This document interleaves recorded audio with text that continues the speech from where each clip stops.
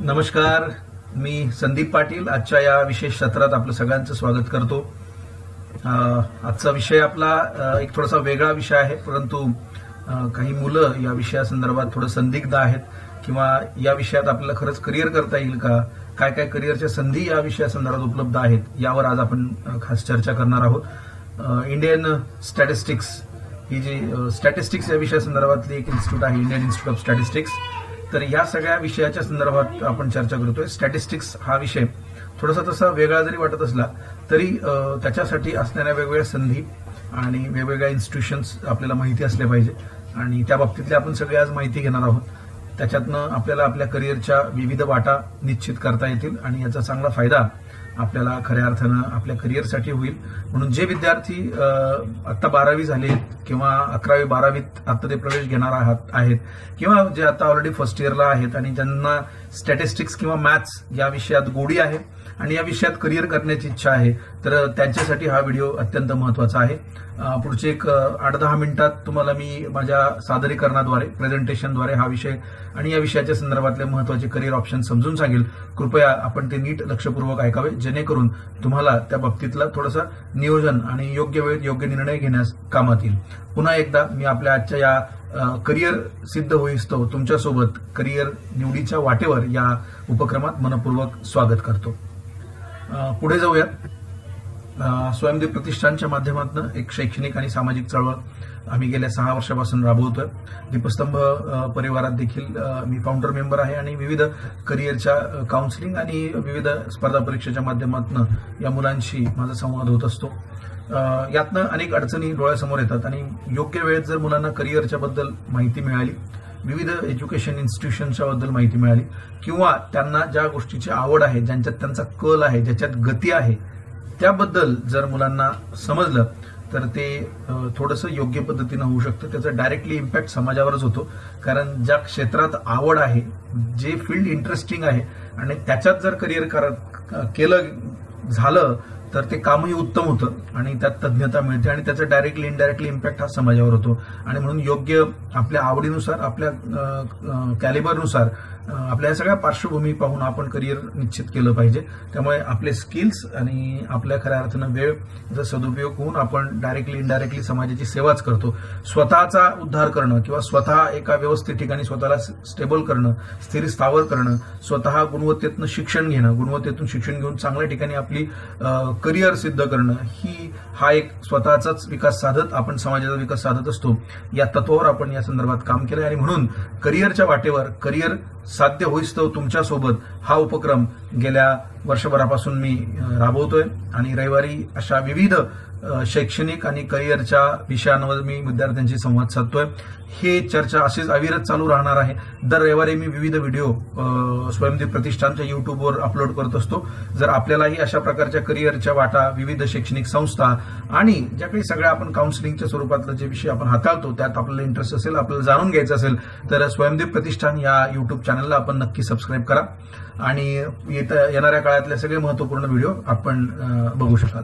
ठीक आहे, तर मग आता मी ज्या स्टॅटिस्टिक्स या विषयाबद्दल बोलतोय, तर आपण ही स्टॅटिस्टिक्स कुठल्या कॉलेजमधनं किंवा कुठल्या इन्स्टिट्यूशनमधनं शिकलो पाहिजे, तर अत्यंत महत्त्वाच्या 6 ज्याला म्हणू शकतो आपण इन्स्टिट्यूशन आहेत किंवा 6 कॅम्पस आहेत, ज्याच्यातनं आपण इंडियन स्टॅटिस्टिकल इन्स्टिट्यूट मधून आपण शिक्षण घेऊ शकतो। मग ह्या इंडियन स्टॅटिस्टिकल इन्स्टिट्यूट कुठे आहेत, तर सगळ्यात पहिली इन्स्टिट्यूट आपण ज्याला म्हणू शकतो, टोटल ह्या खऱ्या अर्थानं भारतभरात 6 इन्स्टिट्यूट आहेत।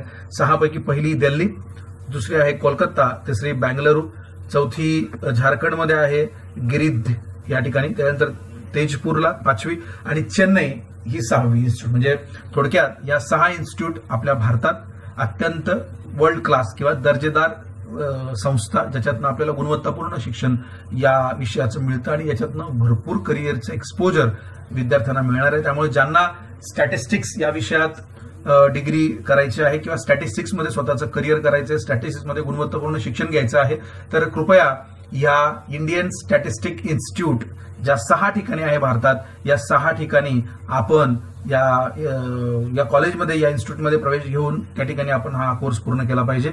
पुन्हा एकदा सांगतो, दिल्ली, कोलकाता, बेंगलुरू, गिरिधी झारखंडमध्ये आहे, तेजपूर आणि चेन्नई या 6 ठिकाणी इंडियन स्टॅटिस्टिक इन्स्टिट्यूट आहेत, जे अत्यंत ज्याला आपण म्हणू शकतो प्रतिष्ठित प्रेस्टिजियस इन्स्टिट्यूशन आहे, वर्ल्ड क्लास इन्स्टिट्यूशन आहे.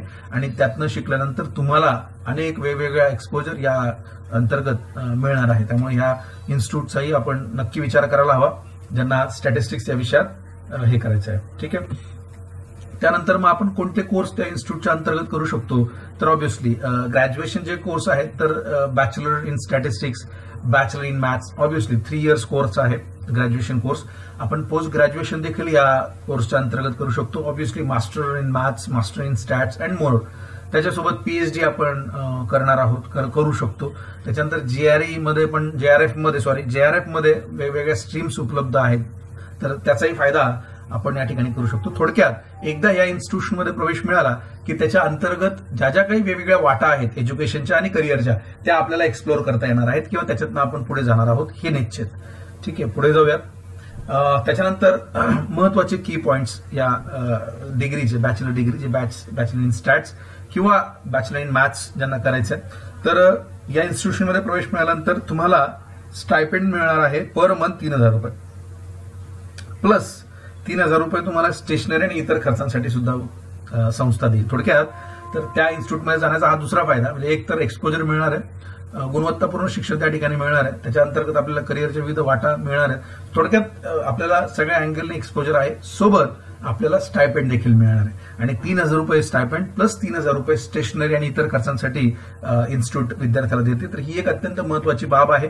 थोडक्यात आपल्या पॅरेंट्सवर, आई वडिलांवर किंवा गार्डियनवर आर्थिक बोजा या शैक्षणिक संस्थेचा फार येणार नाही, कारण स्टायपेंड तुम्हाला मिळतंय. आणि जर स्टायपेंड मिळत असेल आणि त्यात एवढ्या चांगल्या इन्स्टिट्यूटमध्ये प्रवेश आपल्याला मिळवायचा असेल, तर थोडासा प्रयत्न करून तो प्रवेश जर आपण निश्चित केला तर आपल्याला खरंच एक चांगला अनुभव आणि स्वतःला सिद्ध करता येतं, स्वतःमध्ये मूल्यवर्धन करता येतं. कारण ह्या इन्स्टिट्यूशन अत्यंत महत्वाच्या आहेत. ह्या विषयात शिक्षण देणाऱ्या जगतमान्य किंवा ज्याला म्हणू शकतो की भारत नॅशनल लेव्हलच्या अत्यंत महत्वाचे इन्स्टिट्यूशन आहेत. तर याचा फायदा सर्व विद्यार्थ्यांनी करावा अशी या ठिकाणी मी अपेक्षा करतो. त्यानंतर तुम्हाला वाटत असेल if you want to go in to the master course you will get direct admission to the PG. म्हणजे तुम्हाला असं वाटलं की पीजी आपण ग्रॅज्युएशन आपण कुठेतरी बाहेर करूयात, स्टॅट्समध्ये कुठल्याही तुमच्या जवळच्या कॉलेजला, आणि पीजी तुम्हाला या इंडियन स्टॅटिस्टिकल इन्स्टिट्यूटमध्ये करायची आहे, तर ते सुद्धा व्यवस्था किंवा तशी ही सोय या ठिकाणी आहे. तर तुम्ही डायरेक्ट पीजीलाही या इन्स्टिट्यूटमध्ये प्रवेश घेऊ शकता. म्हणजे एमएससी करायचं आहे तुम्हाला किंवा मास्टर इन स्टॅटिस्टिक, तर ते तुम्ही या इंडियन स्टॅटिस्टिक इन्स्टिट्यूशनमधून सुद्धा डायरेक्टली पोस्ट ग्रॅज्युएशन करू शकता. त्याच्यानंतर प्लेसमेंट, ऑब्व्हियसली आपल्याला कुठे नोकरी उपलब्ध असेल, काय त्या ठिकाणी आपल्याला अर्निंग असेल किंवा कसा सॅलरी आपल्याला किंवा काय सोर्सेस ऑफ अर्निंग कसं असतं, काय प्रमाण असतं ते आपल्याला बघता येईल. तर 100% प्लेसमेंट जर तुम्ही या इन्स्टिट्यूटमध्ये शिक्षण घेतलं किंवा स्टॅटिस्टिक्स हा विषय घेऊन शिकलात किंवा मॅथ्स घेऊन शिकलात, तर तुम्हाला 100% प्लेसमेंट आहे. एकतर ह्या विषयात फार कमी मुलं तयारी करतात किंवा त्या विषयाचा विचार करतात, आणि त्यातल्या त्यात अशा इन्स्टिट्यूटमध्ये जाऊन तयारी करणाऱ्या मुलांची संख्या महाराष्ट्रात आणि आपल्यासारख्या ग्रामीण भागात तर बरीच कमी आहे. तर त्यामुळे मुलांनी थोडंसं रुटीन किंवा रेग्युलर ट्रॅडिशनल करिअरकडे न जाता अशा काही विषयांमध्ये जर खरंच तुमची कल असेल, गती असेल, आवड असेल, तर तुम्ही नक्की मॅथ्स आणि स्टॅटिस्टिक्स हा विषय घेऊन तुम्ही खऱ्या अर्थानं हा कोर्स केला पाहिजे. बरं, हा कोर्स करून तुम्हाला 100% जर प्लेसमेंट मिळत असेल तर काय हरकत आहे, मी म्हणतो. उलट इंजिनिअरिंग करून, मेडिकल करून तुम्हाला 100% प्लेसमेंट याकडे कदाचित उपलब्ध होणार नाही. परंतु जर स्टॅट्स आणि मॅथ्स या विषयातनं तुम्ही जर कोर्सेस कम्प्लीट केले, या अशा इंडियन स्टॅटिस्टिक्स इन्स्टिट्यूशन सारख्या इन्स्टिट्यूशनमध्ये तुम्ही शिक्षण घेतलं, तर ती एक अचिव्हमेंट आहे. आणि पुन्हा 100% प्लेसमेंट आहे, आणखीन काय पाहिजे. ठीक आहे. ॲव्हरेज पॅकेज किंवा ॲव्हरेज सॅलरी या ठिकाणी आपल्याला 10 लाख पर ॲनम पर्यंत आहे. म्हणजे पॅकेजेसही चांगले आहेत, ठीक आहे, आणि इन्स्टिट्यूशन चांगले आहेत, एक्सपोजर चांगलं आहे, 100% प्लेसमेंट आहे, आणखीन काय हवं आहे. आणि तुम्हाला त्या विषयाची आवड आहे, ऑब्व्हियसली इकडे तिकडे जाण्यापेक्षा मला असं वाटतं की आपण ह्या विषयाचा नक्कीच विचार करायला पाहिजे. मेट्रो सिटीजमध्ये बरीचशी लोक या ठिकाणी विचार करतात, मात्र ग्रामीण भागात आणि टाउन जे छोटी शहर आहे, निम शहर आहेत, या ठिकाणी इन्स्टिट्यूट ह्या म्हणजे स्टॅटिस्टिक्सचा फार विचार होत नाही. आणि झालाच तर तो आपल्या स्थानिक कॉलेजेसमध्ये जर उपलब्ध असेल तर आपण सहज म्हणून करून टाकतो.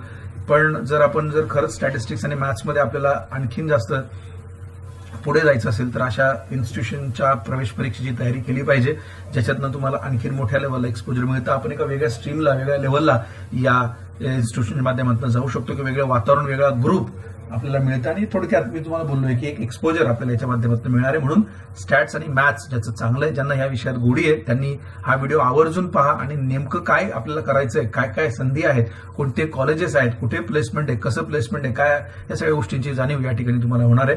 तर कृपया आपल्या जवळच्या मित्रांना, आपल्या परिवारातील सगळ्या सदस्यांना हा व्हिडिओ तुम्ही शेअर करा, सबस्क्राईब करायला सांगा स्वयंदीपचं युट्यूब चॅनल, जेणेकरून सगळ्यांना स्वतःच्या करिअरच्या वाटा निश्चित करायला आम्ही या ठिकाणी तुम्हाला मदत करू. तर अनेक त्या ठिकाणी संधी तुम्हाला आहेत आणि एमपीएससी किंवा स्टेट गव्हर्नमेंट, सेंट्रल गव्हर्नमेंट या ठिकाणी सुद्धा वाटा आहेत करिअरच्या. इंडियन स्टॅटिस्टिकल सर्व्हिसेस म्हणून यूपीएससी सुद्धा एक एक्झाम घेते, ज्या नियोजनाचा भाग असतो, प्लॅनिंगचा भाग असतो गव्हर्नमेंट ऑफ इंडियाचा. तर त्या ठिकाणी चांगली महत्वाची भूमिका या अधिकारी बजावतात. तर त्या ठिकाणी स्पर्धा फार तशी जास्त नाही आहे, पण तुम्ही स्टॅटिस्टिक्सवाले विद्यार्थी त्याच्यात प्रिपेअर करू शकतात. तो अभ्यास, तोच क्रायटेरिया आहे, तर त्यामुळे तुम्हीच अप्लिकेशन करू शकतात. तर इंडियन स्टॅटिस्टिकल सर्व्हिसेस ISS म्हणून एक चांगली सर्व्हिस यूपीएससीच्या माध्यमातून सुद्धा तुम्हाला उपलब्ध आहे आणि देशाच्या या बजेटिंगमध्ये, देशाच्या या स्टॅटिस्टिकल डेटा नियोजनात तुम्ही महत्वाची भूमिका बजावू शकतात. ती एक चांगली संधी आहे. मी माझ्याकडे येत असलेल्या ज्यांना मॅथ्स, स्टॅटिस्टिक किंवा क्वांटिटेटिव्ह पार्टमध्ये इंटरेस्ट आहे, या सगळ्या मुलांना मी या स्टॅटिस्टिकल सर्व्हिसेस बद्दल आवर्जून सांगतो आणि खऱ्या अर्थानं तुम्हाला त्याच्यात तुमचीच फक्त स्पर्धा आहे टेक्निकल सब्जेक्टवाल्यांची. बाकी इतर ग्रॅज्युएट्सवाले तुमच्या स्पर्धेत नाही आहेत. त्यामुळे तुम्हाला सिव्हिल सर्व्हिसेसपेक्षा किंवा इतर स्टेट सर्व्हिसेसपेक्षा इंडियन स्टॅटिस्टिकल सर्व्हिसेसमध्ये जास्त स्कोप आहे. तर त्या ठिकाणी तुम्ही जायला हरकत नाही. पुढे बघूयात काय काय जॉब प्रोफाईल किंवा ऑपॉर्च्युनिटी आहेत. तर स्टॅटिस्टिक्स केल्यानंतर तर डाटा अॅनालिस्ट म्हणून तुम्ही काम करू शकता, डाटा सायंटिस्ट म्हणून, रिसर्चर म्हणून तुम्हाला संधी उपलब्ध आहेत. तुम्ही त्याच्यात PhD करू शकता इन हायर क्लास. त्याच्यानंतर मी मगाशीच बोललो की यूपीएससीच्या माध्यमातून इंडियन स्टॅटिस्टिक सर्व्हिसेससाठी तुम्ही अप्लिकेशन करून त्या ठिकाणी तुम्ही इंडियन स्टॅटिस्टिकल ऑफिस सर्व्हिसेसच्या माध्यमातून तुम्ही सेंट्रल गव्हर्नमेंटला मोठ्या रँकला ऑफिसर्स म्हणून काम करू शकता. तर अशा अनेक संधी, महत्वाच्या संधी यासाठी आहेत आणि स्पर्धा त्या मानाने बाकी सर्व्हिसेसपेक्षा या ठिकाणी कमी आहे. तर याचा तुम्ही फायदा घेऊ शकता.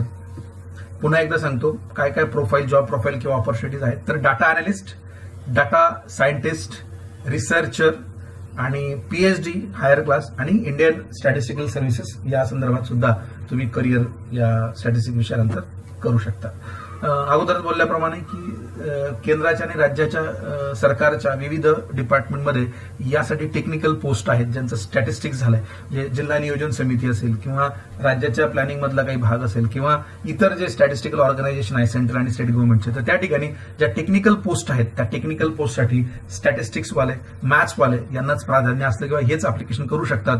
तर त्या ठिकाणीही तुम्हाला ऑपॉर्च्युनिटी भरपूर आहेत. या ऑपॉर्च्युनिटी आपल्याला समजत नाही किंवा आपल्याला फार याचा स्कोप आहे हे कळत नाही आणि म्हणून आपण या विषयाला गांभीर्याने घेत नाही. तर कृपया या विषयासाठी तुम्हाला गांभीर्याने घ्या आणि यासाठी ज्या ज्या ऑप्शन्स आहेत त्या समजून घ्या आणि आपण या ठिकाणी प्रयत्न करायला हरकत नाही. मग आता काय पात्रता आहे, एलिजिबिलिटी काय आहे अशा स्टॅटिस्टिक इन्स्टिट्यूशन, इंडियन स्टॅटिस्टिकल इन्स्टिट्यूशनमध्ये प्रवेश घेण्याची? तर 10वी+2 म्हणजे 12वी पास असला पाहिजे. याला मार्क्सची काही लिमिट नाही. इंग्लिश आणि मॅथ्स हे विषय मात्र असावेत. आणि दुसरा मुद्दा, तिथं एक रिटर्न टेस्ट होईल प्लस इंटरव्ह्यू होईल. म्हणजे ऑब्व्हियसली तुम्ही त्या रिटर्न टेस्टमध्ये पास झाल्यानंतर इंटरव्ह्यू आणि मग इंटरव्ह्यू आणि रिटर्न टेस्ट याच्या परफॉर्मन्सवर तुम्हाला इंडियन स्टॅटिस्टिकल इन्स्टिट्यूशनमध्ये या 6 पैकी एका कॉलेजला प्रवेश मिळेल. म्हणजे एक अगदी सोपी, साधी, सरळ प्रक्रिया आहे.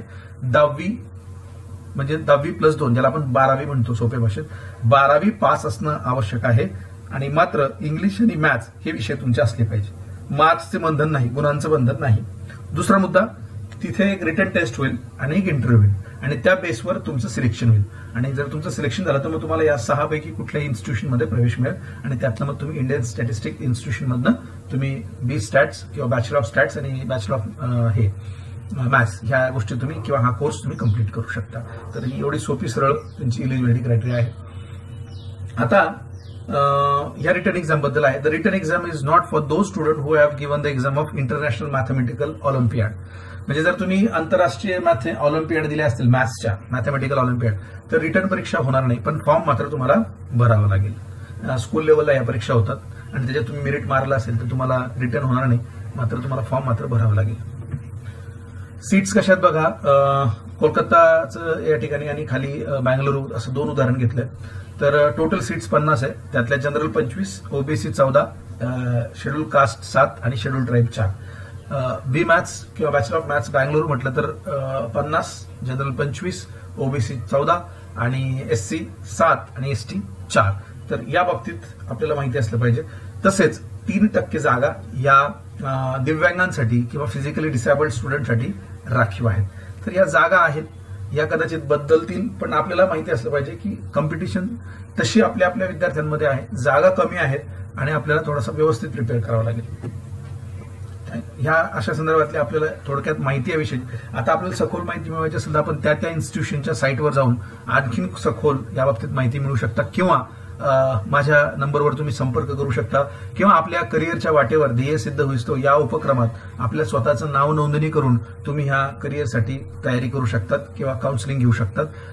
पुन्हा एकदा तुम्हाला आवर्जून विनंती, स्वयंदीप प्रतिष्ठानच्या युट्यूब चॅनलला नक्की सबस्क्राईब करा आणि करिअरच्या वाटेवर ध्येय साध्य होईस्तो तुमच्यासोबत या उपक्रमात स्वतःला जोडून घ्या, नोंदणी करा आणि सोबत वेगवेगळ्या संधी आपल्याला माहिती करून घ्या किंवा त्याची ज्या काही महत्वाच्या गोष्टी आहेत त्या जाणून घ्या आणि आपल्या करिअरसाठी नियोजन करा. धन्यवाद.